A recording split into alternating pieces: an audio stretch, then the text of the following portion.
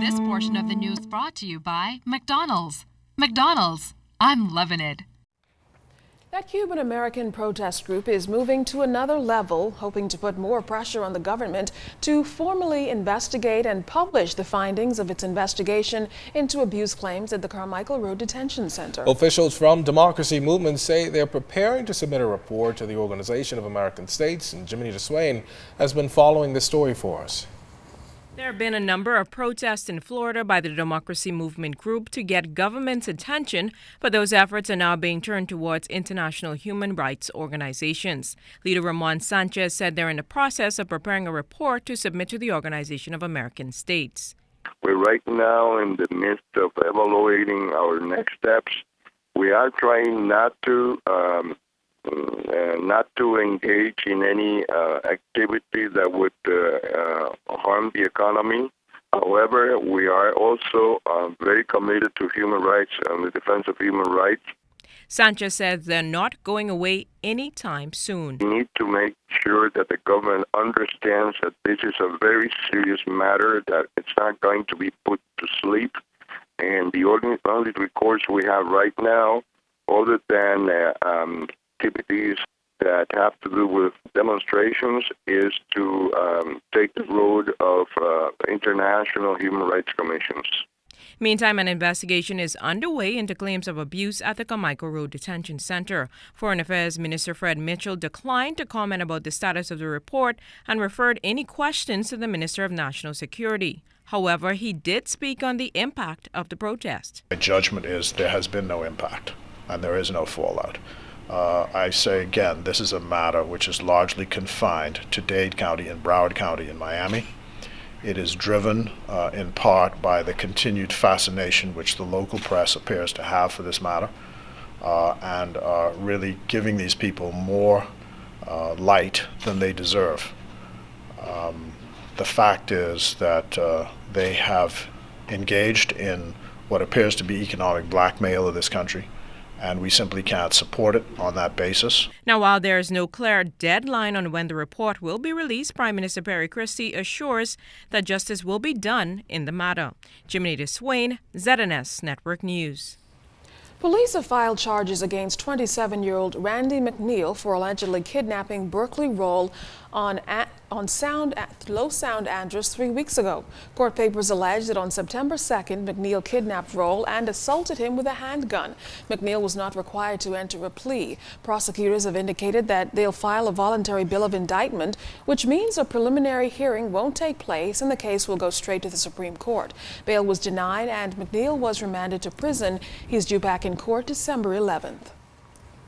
Education Minister Jerome Fitzgerald led the Parent Teachers Associations and school boards of Stephen Dillett and Uriah McPhee Primary Schools yesterday on an inspection of the schools, hoping to finally settle queries over the safety of the facilities. Education and environmental health officials were also there during that tour. Copies of the environmental health letter clearing the school for occupation were distributed. That same letter was also reportedly issued to the Bahamas Union of Teachers. Meantime, the ministry further committed to complete the remaining recommendations from the Department of Environmental Health, which includes cleaning the remainder of vents and ducts this week. A final tour was set for today as students return to school. This past weekend, the Eugene DePuy Law School presented its latest graduation class. The ceremony took place Saturday at the Wyndham Nassau Resort. Principal Tanya Bastian Galanis said the new graduates are well prepared.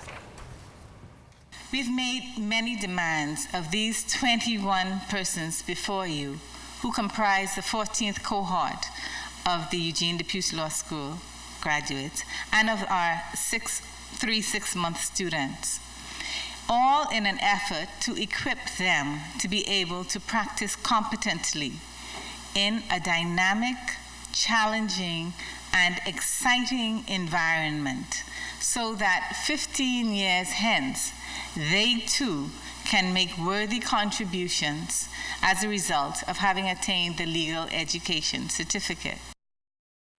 Chairman of the Council for Legal Education, Jacqueline Samuels Brown, reminded graduates of their oath of allegiance, which include pledges to act honorably and to regard client interests as paramount.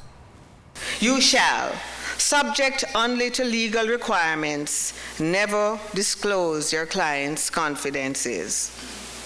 4, you shall render assistance with scrupulous care and diligence, as well when assigned to represent an indigent person as in any other case. You shall be punctilious in your handling of clients' money.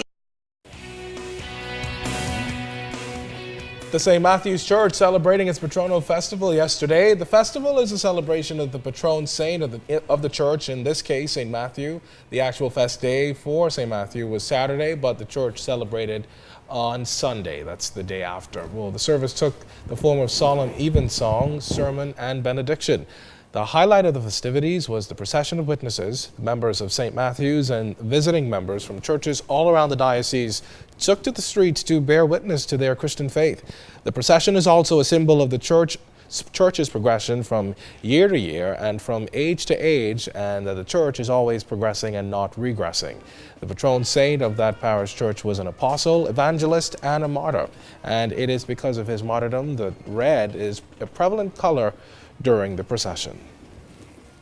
Well, up next in sports, see which team is moving on to the championships in softball. Also ahead in Family Island news, we hear from residents about the new upscale resort in Bimini. Stay tuned. This portion of the news was brought to you by McDonald's. McDonald's, I'm loving it.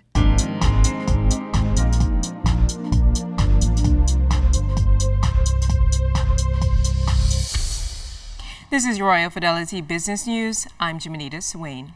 Cable Bahamas Limited announced it has successfully completed a $135 million refinancing of its senior credit facility. This announcement comes on the heels of the company's successful 100% acquisition of U.S. Metropolitan LLC, a Florida telecommunications provider, for a $24.9 million cash tag. Cable Bahamas' Chief Executive Officer Anthony Butler says the refinancing will enable Cable Bahamas to continue with its growth strategy, complete the acquisition of U.S. target companies, and also facilitates the flexibility to execute its plans to continue providing, enhancing, and expanding the suite of telecommunications services in the Bahamas. The multi-million-dollar Bakers Bay project on Guanaqui Abaco stands as the centerpiece of all Family Island developments, employing hundreds of Bahamians and pumping millions of dollars into the local Abaco economy. And Senior Vice President of Environmental and Community Affairs, Dr. Livingston Marshall, expects the development will attract an investment of $2 billion over the life of the project. Dr. Marshall will be one of the featured speakers at this Wednesday's Abaco Business Outlook. And in international business news, Apple announced it sold 9 million of the new iPhone 5S and iPhone 5C models since they went on sale Friday. A record-opening weekend for the iPhone that's nearly double the 5 million iPhones that Apple sold during the first 3 days that the iPhone 5 was on sale last year, and sales were well above Wall Street analysts' expectations. Shares of the Apple rose 6% Monday morning. That's been your Royal Fidelity Business News. I'm Janita Swain.